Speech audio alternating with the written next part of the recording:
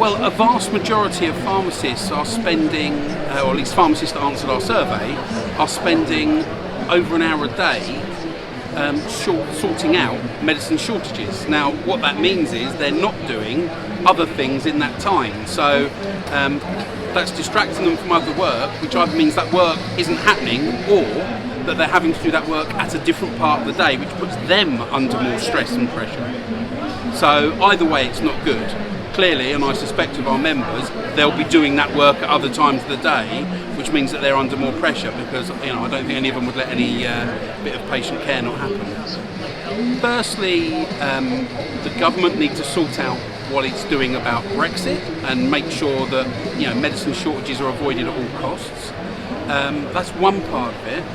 Of course, when it comes to shortages of anything, that's about demand outstripping supply. So whilst government are talking about the supply side, perhaps there's a way of looking at the demand side also, and we'd written to the government about that in terms of is there professional ways of reducing the demand for medicines by talking to patients and making sure that there aren't medicines being prescribed for people that they don't really need, because that's going to lessen demand if that happened. So there's that aspect of it. There's making sure information is travelling to the frontline pharmacists so they know what's going on.